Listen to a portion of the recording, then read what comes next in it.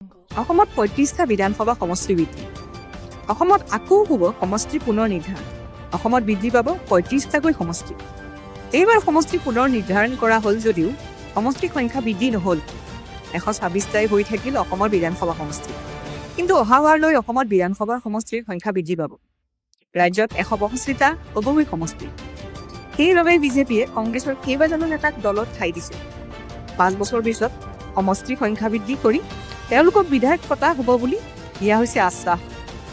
সমৰ্থিত সূত্ৰই প্ৰকাশ কৰা মতে অসমত লোকসভা আসনৰ সংখ্যাও অহা নিৰ্বাচনলৈ বৃদ্ধি পাব। সচৰাচৰ দেশত সমষ্টি পুনৰ নিৰ্ধাৰণ কৰে এখন বিশেষ আয়োগে, কিন্তু অসমত সেই নিয়মটো মানি চলা নাছিল।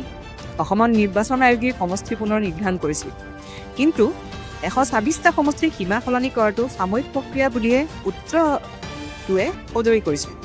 জানিব পৰা মতে অহা নিৰ্বাচনৰ পূৰ্বে পুনৰাই সমষ্টিৰ সীমা সংকুচিত কৰি আসনৰ সংখ্যা বৃদ্ধি কৰা হ'ব। দেশৰ নিয়ম অনুসৰি জনসংখ্যাৰ ভিত্তিকে সমষ্টি নিৰ্ধাৰণ কৰা হয়। সেইবাবে দেশৰ সৰ্ববৃহৎ ৰাজ্য ৰাজস্থানৰ তুলনাত সবাতোতকৈ জনবহুল উত্তৰ প্ৰদেশত সমষ্টিৰ সংখ্যা অধিক। একেদৰে অসমতকৈ আকাৰত ডাঙৰ হ'লেও জনসংখ্যা কম বাবে অৰুণাচল প্ৰদেশত বিধানসভা আৰু লোকসভা সমষ্টি কম। নিয়ম অনুসৰি অসম জনসংখ্যা বৃদ্ধিৰ বাবে সমষ্টিৰ সংখ্যা বঢ়াটো প্ৰয়োজনীয় হৈ পৰিছে। এই প্ৰক্ৰিয়াটো এইবাৰ নিৰ্বাচন সম্পন্ন হোৱাৰ পিছতে আৰম্ভ কৰা হ'ব, কাৰণ শীঘ্ৰে কেন্দ্ৰীয় চৰকাৰে আৰম্ভ কৰিব লোকপিয়লৰ কাম।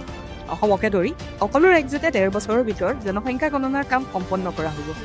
তেতিয়া এই অসমত বৰ্তমানৰ জনসংখ্যা আৰু কোন ধৰ্মৰ লোকৰ সংখ্যা কিমান বৃদ্ধি পাইছে সেই স্পষ্ট হৈ পৰিব। লগতে এইবাৰ জাতীয় পিয়লো অনুষ্ঠিত কৰা হ'ব। তাৰ পাছতে নিৰ্বাচন আয়োগে ৰাষ্ট্ৰীয় ভিত্তিত সমষ্টি পুনৰ নিৰ্ধাৰণ আয়োগ গঠন কৰিব। এই আয়োগখনে সম্পূৰ্ণ নিয়ম অনুসৰি অসমৰ সমষ্টি পুনৰ সীমা পুনৰ নিৰ্ধাৰণ কৰিব। হয়তো সকলো সমষ্টিৰ সীমা পূৰ্বৰ দৰে হৈ পৰিবও পাৰে।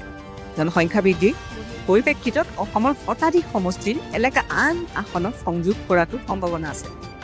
তেনেকুৱাকৈ অসমৰ বিধানসভা সমষ্টিৰ সংখ্যা প্ৰায় ৩৫টা বৃদ্ধি কৰা হ'ব। ফলত অহা নিৰ্বাচনত অসমত নিৰ্বাচিত হ'ব পাৰে ১৬০জন বিধায়ক।